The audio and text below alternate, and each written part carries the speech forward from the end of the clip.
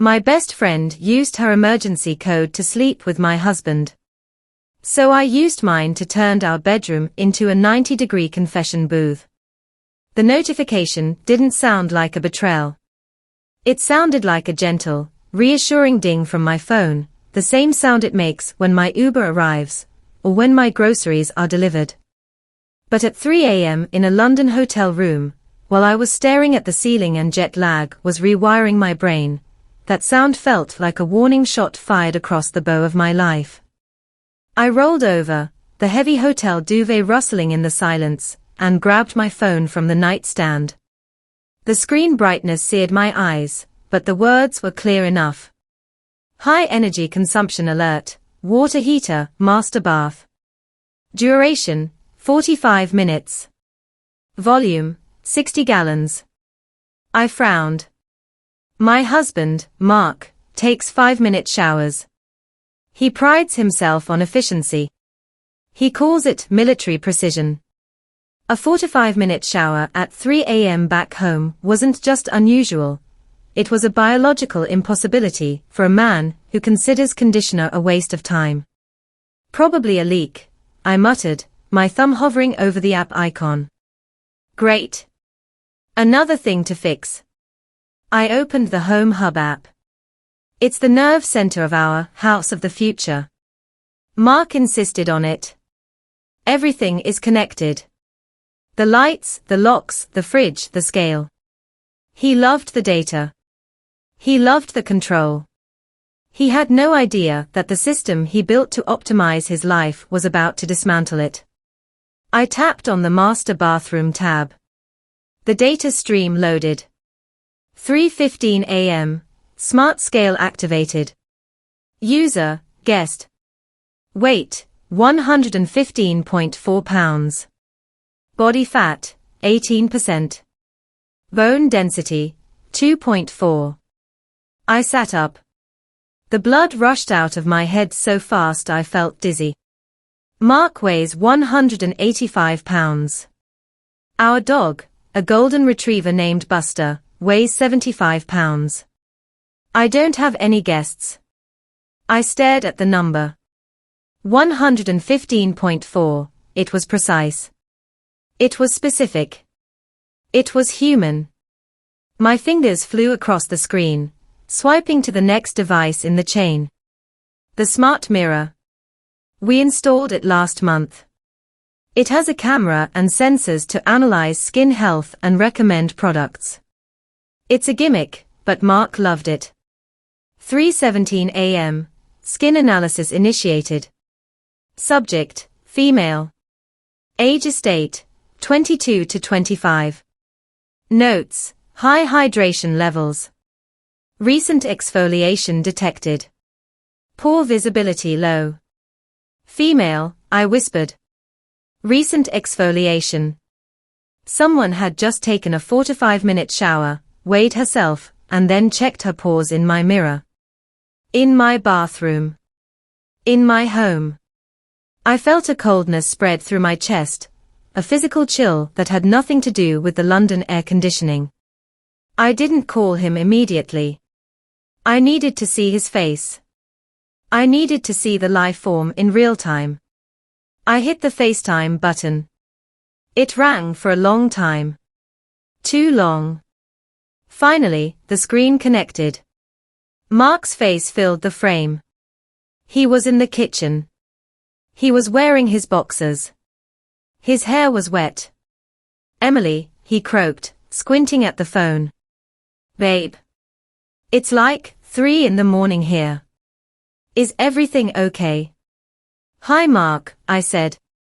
My voice was steady. Terrifyingly steady. Why did the water heater just run for an hour? Mark blinked. He rubbed his face. The water heater. I don't know. Maybe it's cycling. You know how smart tech is. Glitchy. And the scale? I asked. Who weighs 115 pounds in our house, Mark? He froze. Just for a second. His eyes darted to the side, toward the hallway leading to the bedroom. The dog, he said. Buster jumped on it. I was playing with him. Buster lost 60 pounds overnight. He put 2 paws on it. Mark laughed nervously. God, why are you checking the logs? Are you spying on me? And the mirror? I pressed. The mirror analyzed a female face. Age 22 to 25. Did Buster get a facial too? Mark's face went pale. He started walking, pacing around the kitchen island. I was cleaning it. I used that heavy-duty spray. The ammonia probably triggered the sensors. It's just noise, Emily. Data noise. You're overthinking this. Go to sleep. You have a big presentation tomorrow. You were cleaning the mirror at 3 a.m. I couldn't sleep, he shouted, suddenly defensive. I miss you. I was cleaning to distract myself. Why are you attacking me? I'm not attacking you, I said. I'm just reading the data. The data is wrong, he snapped. Technology fails, Emily. Humans don't. Trust your husband, not a glitchy app. He hung up. The screen went black. I sat there in the hotel bed, staring at my reflection in the dark phone screen. Trust your husband. I wanted to.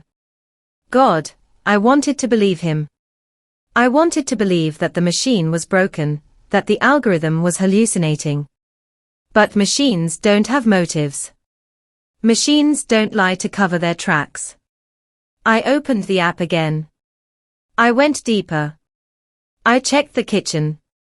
The smart coffee maker. It logs every brew. 6 a.m., scheduled double shot macchiato. Extra foam. Cinnamon sprinkles. 6:05 a.m., manual double shot macchiato. Extra foam. Cinnamon sprinkles. 2 cups. Identical. Complex. Mark drinks black coffee. He hates foam. He hates cinnamon. But I knew someone who loved that exact drink. Someone who had programmed that specific preset into my machine when she stayed with us last Thanksgiving. Sarah. My best friend. My maid of honor. The woman who texted me yesterday saying she was so sad I was in London because she missed our wine nights. I felt the bile rise in my throat. I went to the smart lock history. Friday, 9 p.m., door unlocked via PIN code bestie. I had given Sarah a code. 4 emergencies. 4 feeding the dog. She hadn't broken in. She had used her key. And then, I went back to the scale. I opened my health app, the one Sarah and I shared to track our fitness goals. I pulled up her latest physical stats. Weight, 115 pounds. Bone density, 2.4. The numbers matched. Down to the decimal point. It wasn't a glitch. It was a fingerprint. Sarah was in my house. Sarah was in my bathroom. Sarah was sleeping with my husband. I didn't cry. I didn't scream. I felt a strange, cold calm wash over me. It was the calm of a general looking at a battlefield map and seeing the enemy's position clearly for the first time. They were in my house. They were in my sanctuary. And I held the keys. All of them. I looked at the climate tab on the app. Current temp, 70 degrees Fahrenheit. I looked at the security tab. Master bedroom door lock, unlocked. I looked at the media tab. Whole house audio, idle. Okay, I whispered to the empty hotel room. Let's play. I started with the lock. We had installed a heavy-duty smart lock on the master bedroom door a year ago. Mark said it was for security in case of a break-in, a safe room protocol. It had a steel bolt that engaged automatically when triggered from the app. I tapped the icon. Locking master bedroom. Locked. I imagined the sound.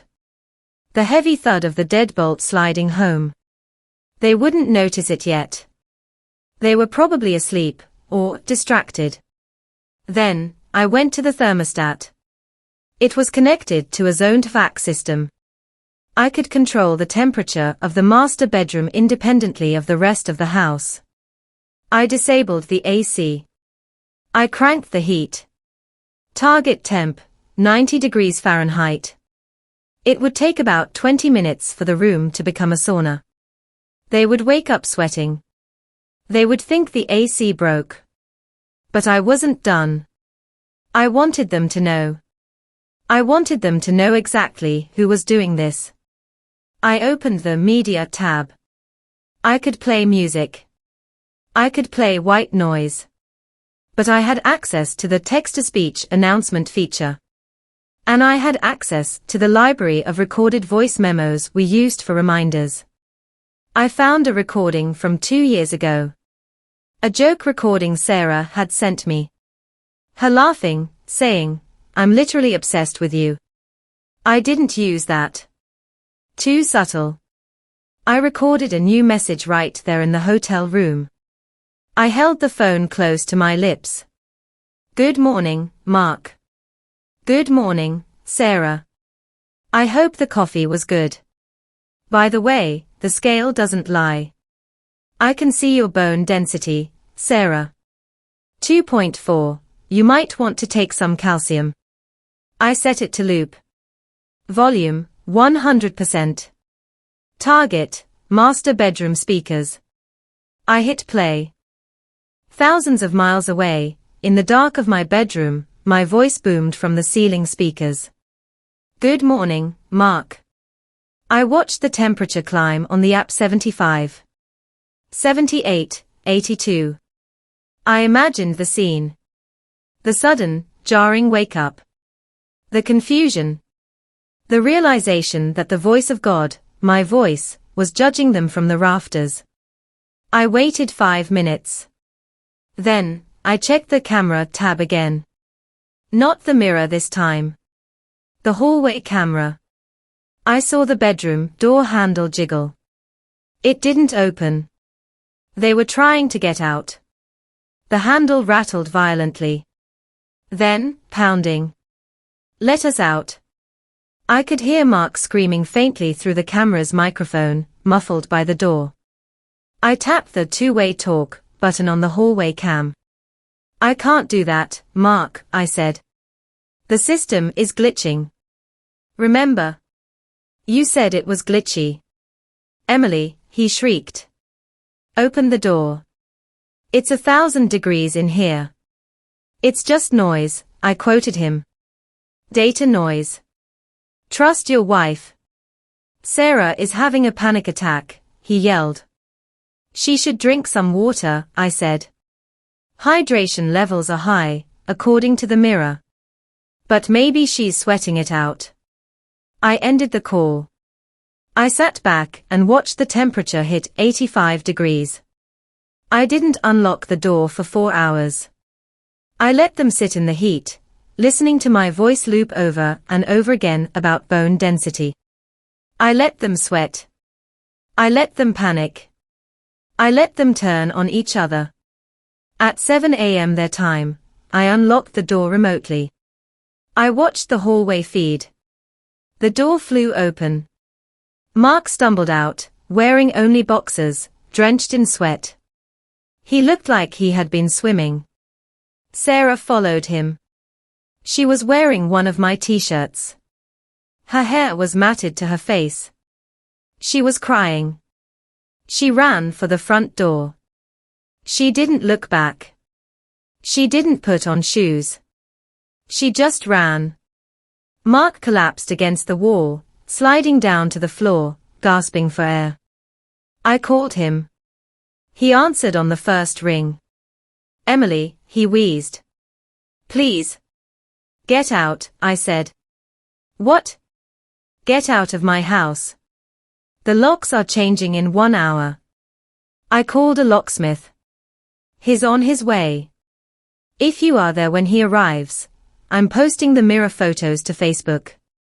And the scale logs. And the coffee schedule. You wouldn't, he whispered. I already sent them to your mother, I lied. Do you want me to send them to your boss next? I'm leaving, he sobbed. I'm leaving. I hung up. I flew home the next day. I walked into my house. It smelled of sweat and fear. I stripped the bed. I burned the sheets in the backyard fire pit. I wiped the mirror. I descaled the coffee maker. I sat down at the kitchen table and opened my laptop. I drafted the divorce papers myself. I attached the data logs as Exhibit A. Mark didn't fight it. He was too terrified of what else I might have recorded. He signed everything. I kept the house. I kept the dog. I kept the smart system. Sarah tried to call me a week later. She left a voicemail. Emily, please, she cried. It just happened. We didn't mean to hurt you. I texted her back a screenshot of her bone density reading. You're brittle, Sarah. In every way that matters. She blocked me. I live alone now. Well, me and Buster. The house is quiet. The smart lights turn on when I walk in. The coffee maker knows my schedule. And the mirror. I look into it every morning. It tells me my skin is hydrated. It tells me I look tired. But it never lies to me. And I know, with absolute certainty, that I am the only one looking back. So, tell me. Am I the monster for torturing my husband and best friend with a thermostat and a recording, or did I just give them the warm welcome they deserved? If you have made it this far and want to see more videos like this, then kindly subscribe and turn on notifications so you may never miss another story like this.